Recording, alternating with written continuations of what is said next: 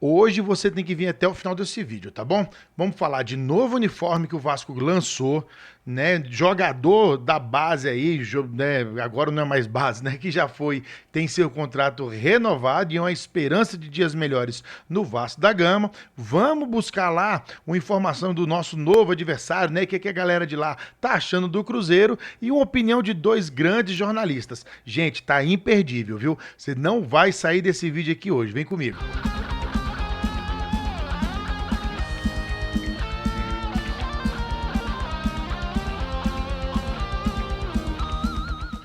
Um grande abraço, meus amigos e minhas amigos vascaínos e vascaínas de todo o Brasil e do mundo e de todo o universo. O Benjamin Júnior está aqui de volta para mais um vídeo no nosso conteúdo diário de Vasco da Gama. Hoje, ó, recheadíssimo. Portanto, já peço para você aí, ó, tá chegando, deixa um like aí para ajudar nosso trabalho aqui a ser recomendado para mais vascaínos. Mas se caiu aqui hoje, é a tua primeira vez, seja muito bem-vindo. Esse aqui é o canal Vascaíno Júnior.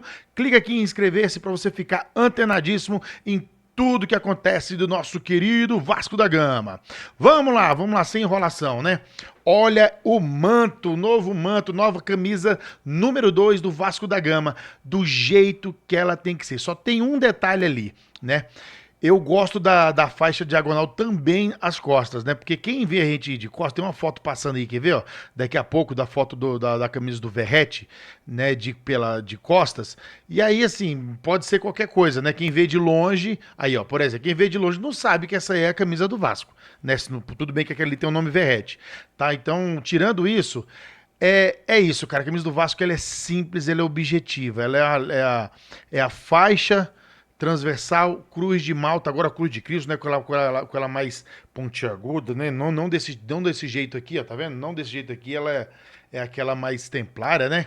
Cruz de Cristo, simples, a manga simples, a gola simples, linda, linda, linda. Eu gostei muito, né? O Vasco apresentou aí, fez um marketing legal aí. Ela tem várias inscrições aí. Jamais terás a cruz, é o meu batismo. Enfim, muito, muito, muito legal, tá bom?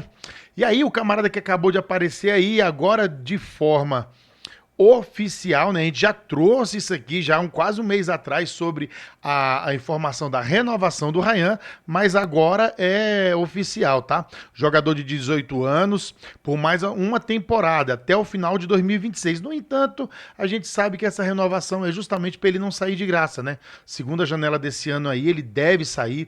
O Vasco conta com essa venda, né, tá dentro do orçamento, né, de 600 milhões aí a venda do Ryan, então não vai ter jeito, né? E o Ryan tá passando por um momento legal, tá jogando com mais, como é que eu falo, mais leveza, né? Tá dando resultado e é titular.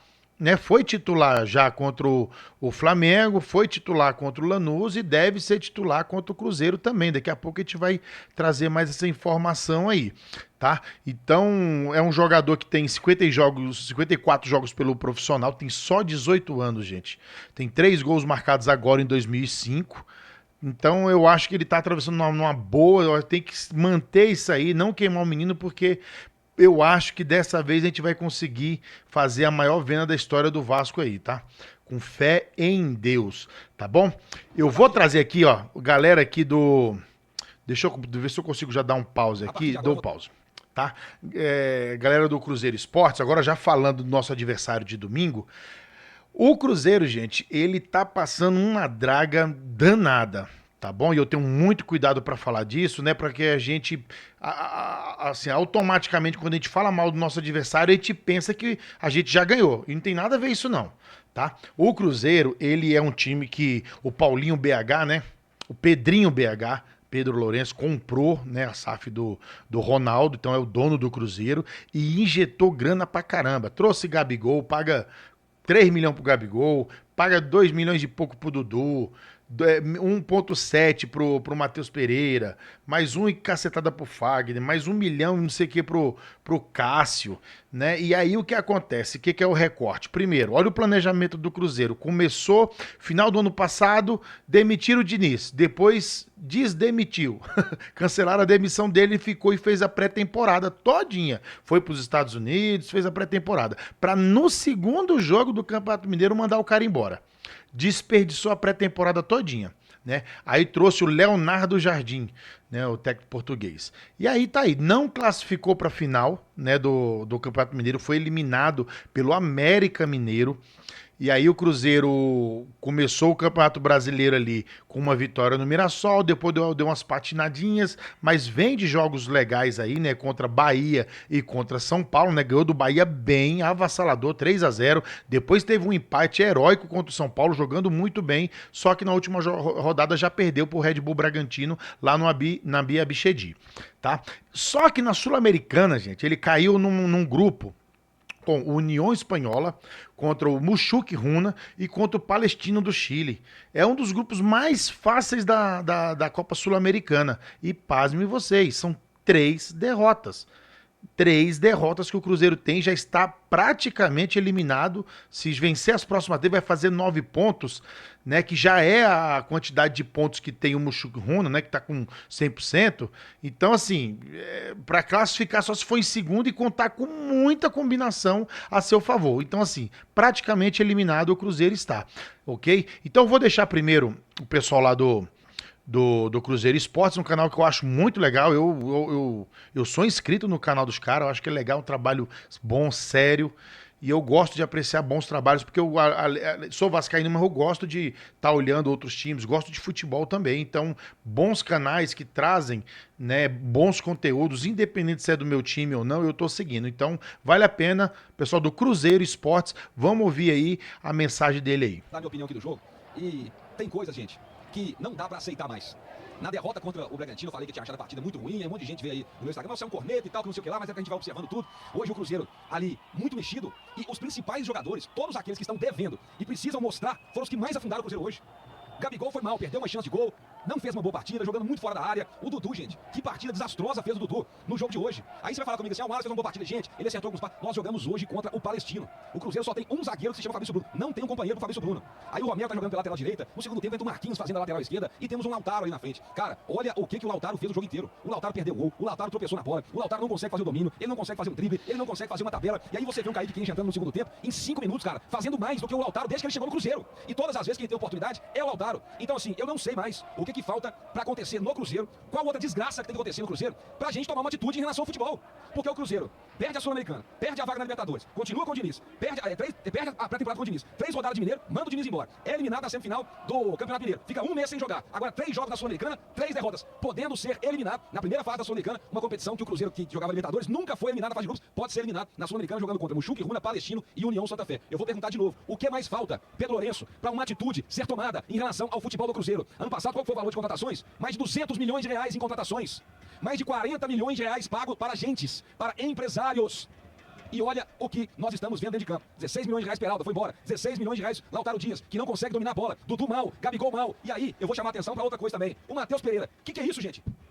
Aí a esposa estava grávida, tudo bem. Não podia fazer os jogos ali no Cruzeiro. Agora eu só jogo quando você joga em casa. Pô, um jogo importante como esse. Você vai falar para mim que o Matheus Pereira tá com desgaste físico? Depois do cara ficar não sei quantos jogos fora, de um mês pra temporada, volta, faz 2 jogos do Brasileiro e já tá cansado. O que virou o Cruzeiro, gente? Cadê a hierarquia? Cadê a galera que chega lá? Desculpa lá, bota o pau na mesa e faz as coisas acontecerem. Um bando de acomodado. O elenco do Cruzeiro hoje, o time do Cruzeiro no segundo tempo, especialmente depois com as alterações, a gente vira um amontoado. É um time de várzea, o time do Cruzeiro. Eu vou tirar aqui, ó. Vou tirar desse BO. O Murilo, o garoto foi bem. Vou tirar o Rodriguinho, que mostrou vontade. Vou tirar o Kenji, que tentou. O resto tá tudo no mesmo balaio. No gol, no segundo gol do Palestino, o Cássio, ele tentou até conseguir entregar. Ele soltou a bola no pé do atacante, a bola sai para escanteio e logo no lance seguinte, o Cássio vai lá e entrega do jeito que foi. Eu quero saber o seguinte, o que é que nós vamos fazer? Ô Leonardo Jardim, no próximo jogo, quando tiver que mexer, quem vai entrar é o Eduardo. Ah, mas fez o gol, é o Eduardo que vai entrar.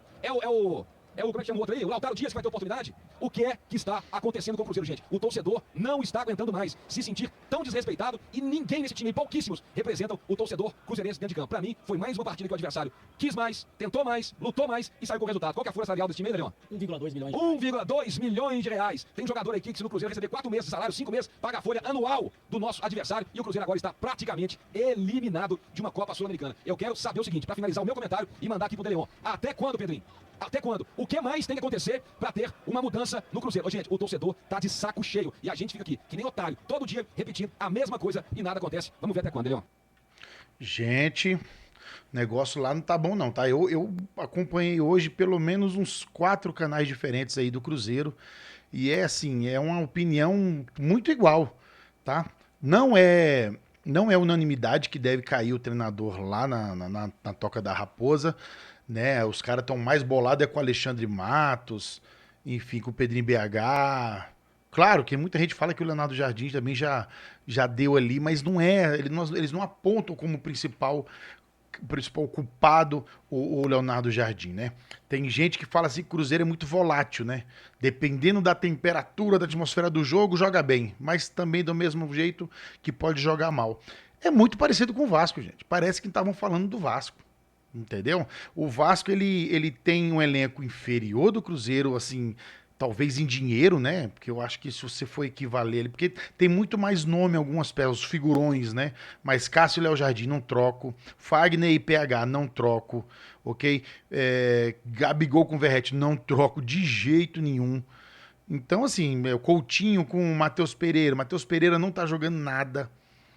Então você vê que não tem essa diferença toda aí, né? O nosso problema fica por conta do treinador, e aí daqui a pouco eu vou trazer no final do vídeo, né, o Lédio falando, mas vamos falar um pouco desse jogo, tá? O Vasco vai pegar o Cruzeiro 18h30, domingo, em Uberlândia, no Parque do Sabiá. E aí a gente pode pontuar algumas coisas, né? Primeiro, o Vasco jogou em casa, em São Januário, terça-feira. Então já não teve viagem, né? E o Cruzeiro jogou quinta no Chile. Então teve uma viagem mais longa, tá? Então já vamos começar por aí, ok? Nível de pressão, o Cruzeiro vai estar mais. Porque o Vasco não vai estar jogando em casa, vai estar jogando em Uberlândia. Tá? Então é menos o frisson da sua torcida. No entanto, o Cruzeiro, eu não sei se é bom ou se é ruim. Se jogasse no Mineirão ou se jogar lá em Uberlândia. Porque você vindo num mau resultado, às vezes não é nem bom você jogar em casa. A casa mesmo, que é o São Januário, por exemplo. Porque ele sabe que a torcida off BH ou off Rio, ela tem uma tolerância um pouco maior com o time, porque tá vendo o time a primeira vez no ano, ou não vê todo dia, então vai mais mesmo empolgada em torcer. Tá? Mas os dois times podem ser equivalentes isso aí. A verdade é que o fator casa para o Cruzeiro não vai ser tão determinante assim, como o fator fora de casa para o Vasco também não vai ser, tá? Então nós temos aí duas vertentezinhas aí, né? O tempo de descanso do Vasco foi maior, o Carille, desde que começou o Campeonato Brasileiro, não teve tanto tempo para poder recuperar o jogador como vai ter agora, ok? Então terça-feira, sem viagem, você dá ali faz um regenerativo ali na quarta-feira ou da folga, e aí você tem, ó, quinta, sexta, para poder dar alguns treinamentos. Sábado é o dia de viajar, não tem jeito, tá bom? Para já chegar lá. Então, teve um pouquinho mais. O Cruzeiro não. Cruzeiro jogou lá, não sei se já pegaram o avião no mesmo dia, mas eu sei que hoje mesmo os caras não conseguiram fazer nada. Né? Então tem amanhã, sábado. Você não vai ralar, galera, né? Vai dar um trotezinho ali e na conversa para poder seguir viagem, né, para Uberlândia, para poder pegar o Vasco no domingo às 18h30. Então veja bem, então o Vasco já sai um pouquinho na frente na preparação aí, tá? Nível de pressão nos dois eu acho que estão assim igualitários, tá? A pressão do Cruzeiro ela acaba caindo mais na diretoria por conta do caminhão de dinheiro que gastou, né? Criou-se uma expectativa muito maior do que o Vasco foi criado. Tá bom? Então, e outra coisa, o Vasco ele pode, né, segundo aqui o GE, fazer a terceira escalação consecutiva, né, nessa fase mais organizada do Carille. Tá? Porque o Vasco perdeu para o Ceará num jogo muito ruim, mas jogou de maneira, como é que eu falo, compacta contra o Flamengo, tanto é que saiu de um 0-0 e não é comemorando 0-0 não, porque tinha uma expectativa de que o Vasco poderia ser massacrado, né, e até ter pelo volume de jogo, mas conseguiu segurar o 0-0. Contra o Lanús também não tomou gol, mas o time do Lanús muito inferior ao Flamengo. Criou algumas oportunidades, mas é muito pouco, o repertório é muito pouco, tá? Mas vai vir para uma terceira partida aonde, né, já tem um retrato de um Flamengo e depois jogou em casa contra o Lanús, dois bons adversários aonde você pode tirar proveito das falhas, né, das imprecisões e trazer para esse jogo contra o Cruzeiro que também está pressionado. Tá certo, galera?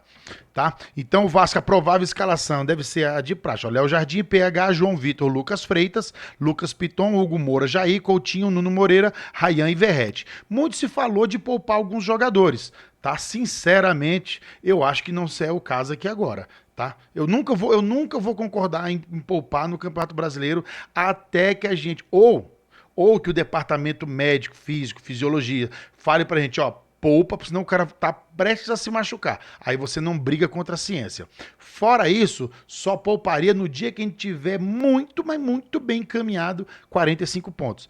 Gato escaldado, né, gente? Gato escaldado. Se você tá aqui no começo aqui, as coisas podem degringolar daqui a pouco, e aí chega lá na frente e fala, nossa, um ponto, tô aqui brigando, sofrendo. Então não dá para brincar com o Campeonato Brasileiro de jeito nenhum, tá? Vamos caminhar aqui, gente, ó. O LED, o Carbona e o Rodrigo Coutinho emitiram uma opinião interessante, tá? Que eu vou trazer para vocês aqui. Eu acho que é uma leitura fidedigna, não dá para reclamar não, porque eu acho que é isso aqui, tá? Eles convergem no sentido que o Vasco poderia estar apresentando um futebol melhor, mas que os resultados até aqui estão de acordo. Gente, eu falei isso muitas vezes, né? Se você for pegar o Carille pelos resultados, ele tá dentro. O resultado do Vasco era o quê? Semifinal do Campeonato Carioca. Ah, mas o Vasco é tamanho do Vasco. Estamos falando da realidade. A gente pegou o Flamengo na semifinal do Carioca. Ali, o Flamengo muito superior. A gente bateu no teto no Campeonato Carioca. Batemos no teto. Possível. Copa do Brasil, estamos vivíssimos. Passou da primeira e da segunda fase, 2-3-0. Ok? Isso é resultado. Campeonato Brasileiro, ganhamos 2 fora, ou 2 dentro de casa. Né? Empatamos uma no Maracanã, que é neutro, e foi contra o Flamengo, melhor time do Brasil, e perdemos 2 fora. Você pode até falar que essa do Ceará aí talvez não estivesse dentro do nosso planejamento, concordo com você, mas como não estava também o empate contra o Flamengo. Então, tá mais ou menos ali. Falando de resultado, o problema é que a gente vai fazer uma perspectiva de futuro, né, com esse futebol do Vasco aí o negócio fica meio esquisito. Apesar, é claro, que do jogo do Ceará pra cá, o Carille parece que deu uns toques de lucidez no que ele fala primeiro, tá? A leitura do jogo, ele ter a sensibilidade de entender, de fazer as mudanças corretas, de falar, opa, esse aqui agora eu vou fechar. Então, assim, ele não tá mais fazendo umas trocas ridículas, apesar de que eu só não concordei com o Alex Teixeira agora quando o jogo contra o Lanús, eu acho que poderia ter entrado o Zuccarello primeiro e o Alex Teixeira só no final. Tudo bem, o Alex Teixeira eu acho que é quando o Vasco tá ganhando, vai descansar alguém, ele entra para poder fazer mais do mesmo ali, dar um toquinho de lado e tudo mais. Mas vamos trazer aqui as aspas para Lédio Carbona, tá bom? Vamos lá. Tenho certeza que os resultados que o Vasco está tendo no ano estão dentro da expectativa do torcedor mais racional sempre teve. Ganha uma, perde outra, ainda mais no Brasileiro. Agora, eu acho que o trabalho do Carille poderia ser melhor, mesmo com esse elenco. Ter mais ideias de jogo, mais jogadas trabalhadas, um jogo coletivo mais aprofundado, disse Lédio, né, para completar. Eu acho que o Vasco tem muito pouco repertório. Não acho que seja um caso de uma coisa assim de terra arrasada. Ele é um organizador, o time desorganizado não é. Eu acho que o time tem poucas ideias, acho que o time poderia ir além da organização. Ter um planejamento tático um pouco mais ousado, que perturbasse mais, levasse mais dificuldades à defesa dos adversários.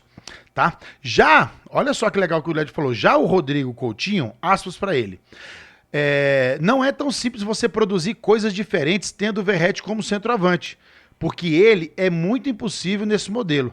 Você tem um artilheiro do continente no seu elenco. É claro que a tendência é você terminar as jogadas com bolas para ele, mas é por função do treinador, até para que mantenha por mais tempo, né, criar uma variação maior nesse tipo de detalhe do jogo. Eu acho que o principal problema do Vasco é o desequilíbrio defensivo em muitos jogos. Não dá para dizer ainda que o sistema defensivo do Vasco é algo ajustado. Você percebe alguns problemas que são facilmente detectáveis e aproveitados pelo adversário, por mais que vários desses problemas sejam corrigidos durante o jogo pelo Carille. Eu vou até parar por aqui, porque eu acho que para mim já é o suficiente, e a leitura é essa mesmo. Aqui a gente nunca tratou o Vasco assim como, meu Deus, o time é terrível. Também não acho que é isso. Você pega esse elenco que eu acabei de falar aí, esses nossos titulares, né? Léo Jardim, PH, João Vitor Freitas, Lucas Piton, Hugo Moura, Jair, Ryan, Coutinho, Nuno Moreira e Hugo Moura. E aí você soma em algumas peças ali. Tietê não vem pro jogo, ainda não tá relacionado ainda, porque ainda continua com problemas com o filhinho recém-nascido dele. Mais uma vez eu peço orações pro filhinho do Tietê, pra toda a sua família, tá bom? Mas o Tietê tá no elenco, tem o Paulinho que entra bem, tem o Matheus Carvalho, que ano passado era o nosso titular, ok? Temos aí da Puma Rodrigues na lateral direita, lá na frente ainda tem Benjamin Garré, mal ou bem, tá lá, ok? Tem ainda os meninos da base, o GB, o Zucarello.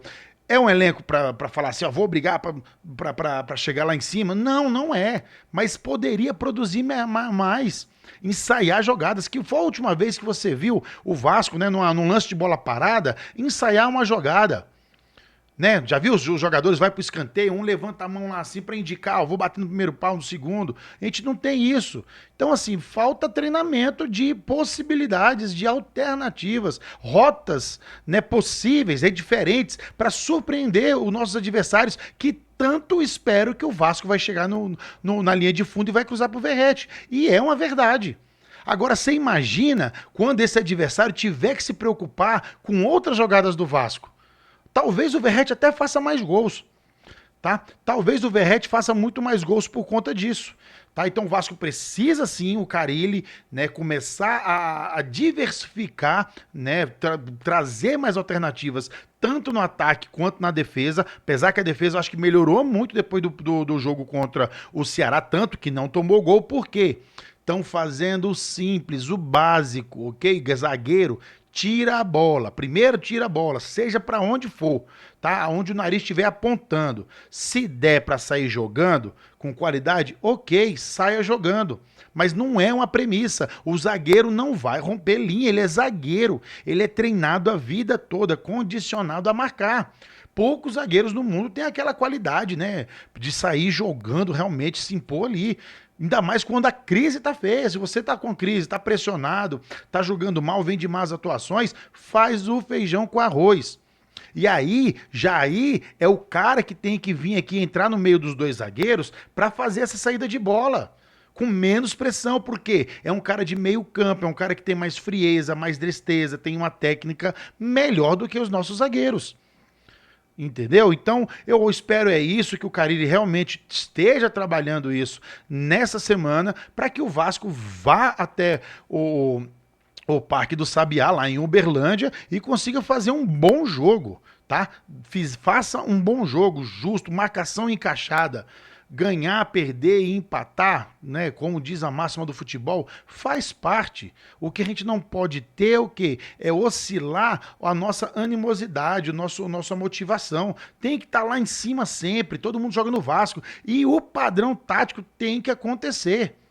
Tem que acontecer. Sem buracos nesse meio campo, a cabeça de área protegida, válvula de escape nos contra-ataques, né? Variações de jogadas, Nuno, Ryan participando nessa construção e sendo também mais ofensivos, mais agudos, né?